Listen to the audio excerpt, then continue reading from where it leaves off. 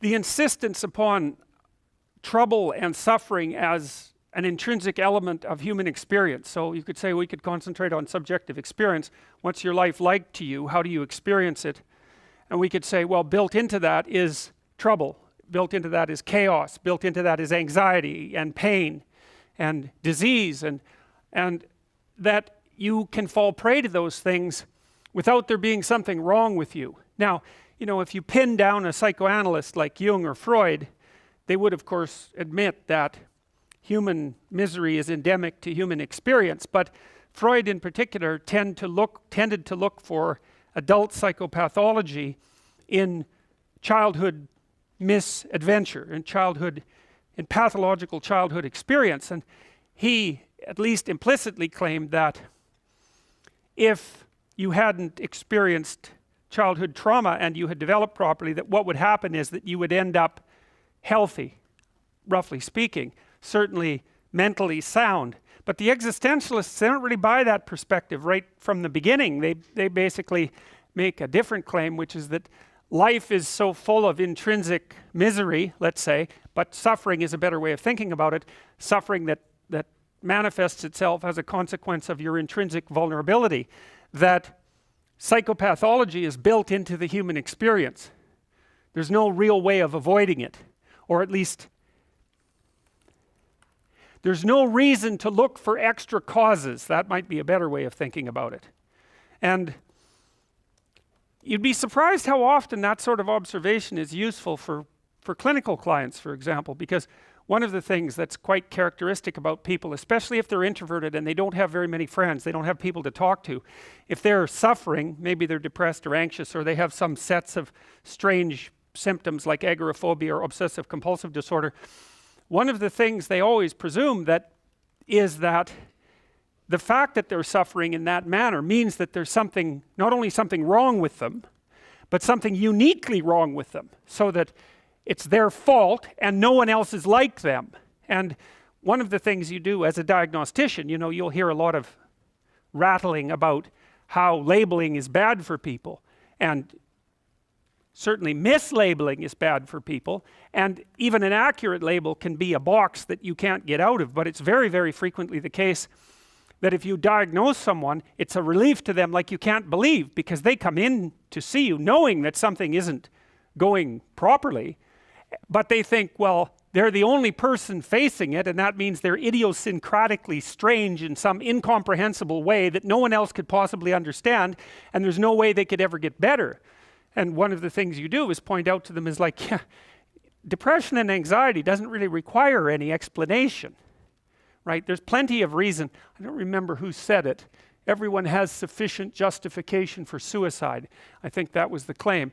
Well, but the point is that if you look through the experiences of the typical person, unless they're very, very fortunate, and they won't be that way forever, that's certainly the case, that they can point to traumatic experiences in their life, death and loss and illness and humiliation and all those sorts of things, that are sufficient to account for existence in a state of quasi-permanent negative emotion. Now, often if you see, as I said, if you see people who are depressed and anxious by nature, they assume that everyone else is the smiling face that you see on Facebook, and so that alienates them from other people and themselves even more than certainly far more than necessary. And part of the psychoeducation that goes along with therapy is merely educating people to understand that a fair bit of misery is the norm, and that there's plenty of genuine reason for it.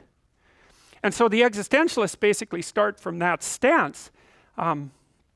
It's like a fall of man stance in some sense, you know, because deeply rooted in the Western tradition, roughly speaking, is the idea that people are divorced from some early paradisal state, and that it was the emergence of something like self-consciousness that produced that demolition of humanity and left us in a damaged state. And I mean, people think they don't believe that, but they believe it all the time.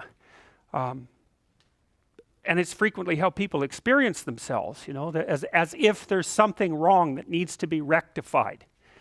And it seems unique in some sense to human beings. It doesn't seem all that obvious that animals think that way. but people definitely think that way. And so, well, the existentialists basically take that as a given. And then they offer another question, which is, well, given that that's your lot and that there's ample reason for misery, how is it that you should conduct yourself? Because merely, say, giving into that misery or multiplying it doesn't seem to be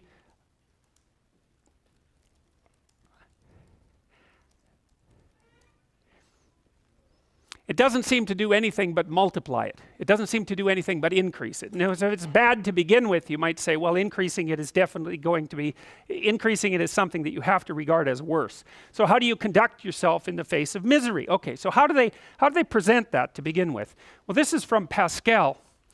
And this is an existential statement that describes the position of the individual in the universe, you might say, or you could say that it explains a deep characteristic of individual experience or existence, hence existentialism. When I consider the brief span of my life, swallowed up in the eternity before and behind it, the small space that I fill or even see, engulfed in the infinite immensity of spaces which I know not, and which know not me, I am afraid, and wonder to see myself here rather than there. For there's no reason why I should be here rather than there, or now rather than then. And so that's an element of existential thinking that is shared with the phenomenologists called thrownness. And that's a term that Heidegger originated, if I remember correctly. And what it means is it's an analysis of a certain characteristic of human experience, which is that, well, there was an immense span of time in which you could have been born, but you weren't born then, you were born 20 years ago.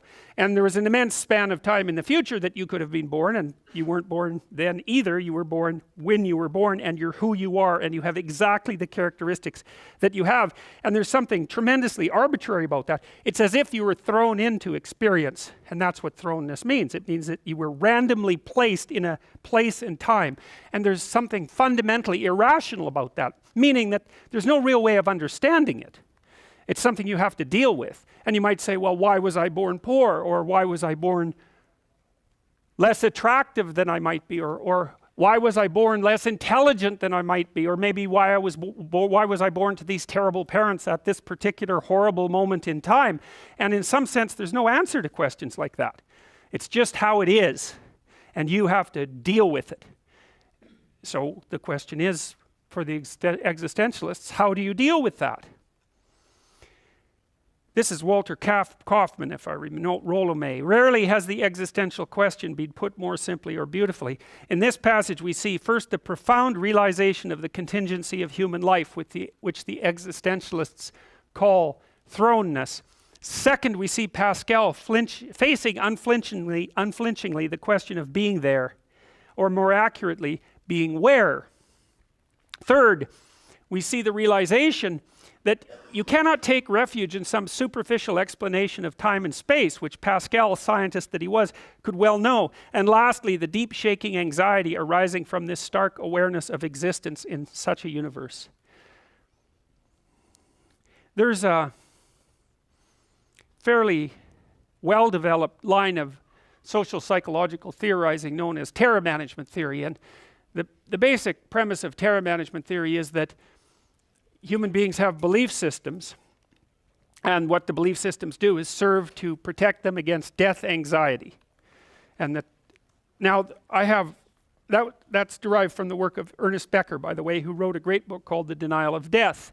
And his theories in The Denial of Death have been put to the test by the terror management theorists with, I would say, some success. But I think the theory is flawed because I don't believe that Becker phrased the issue properly. I think it's deeper than a fear of death, and that's what the existentialists are attempting to communicate.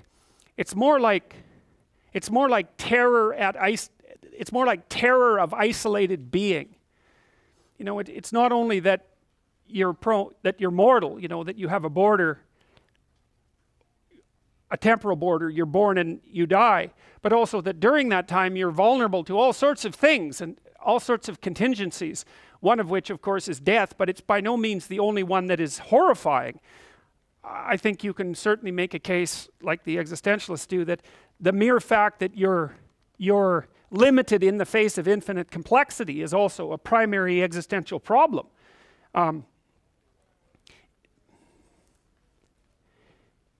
It's a problem that human beings have been dealing with ever since they started to understand, they started to make sense of concepts that were beyond their immediate experience. You know, millions of years ago, or tens of millions of years ago, when our ancestors lived in trees, you could be sure that they were frightened of what surrounded them. They were frightened of, when they were little, they were frightened of birds that might pick them out of a tree, or they were afraid of cats that might climb a tree and eat them. They were afraid of snakes that would come slithering along and bite them. And they existed in a space that was safe, surrounded by a space that wasn't safe, that was full of predatory entities. And those were primarily birds of prey and cats and snakes or other reptiles. And then what seemed to have happened as we evolved was that the way we construed the world, you can think of the world as a safe place surrounded by the possibility of predation, but you can also think of the world as the known surrounded by the unknown. It's the same idea, except put up one level of abstraction. And the unknown has the same relationship to us in some sense that the territory of predators has relationship to us, and we use the same circuitry to represent the absolute unknown that we used so many millions of years ago to represent predators. Now it's more complicated for human beings because, first of all, we're not just prey animals, we're also predators. And so we're not only targets, but we're the thing that makes other thing targets, and we're also something that isn't only shaking in the face of the unknown because of its predatory element, maybe like a rabbit, but something that can explore the unknown and garner something of value as a consequence. And so we have this very paradoxical wiring, you might say. The unknown is partly terror, and that's the prepotent element of the unknown. So negative emotion for human beings is more powerful than positive emotion is, sort of dose for dose. And I think that's because you can be completely and utterly dead, but you can only be so much happier. And so it makes much more sense to be tilted to some degree towards sensitivity to negative emotion than it does to be tilted towards sensitivity for positive emotion. But it's also another one of those things that makes life rather intrinsically difficult, because negative emotions are commonplace and they're powerful, and they need to be, because otherwise you'd wander stupidly into something that would kill you. And it's better to be anxious than to be in pain or dead, even though it's not so good to be anxious.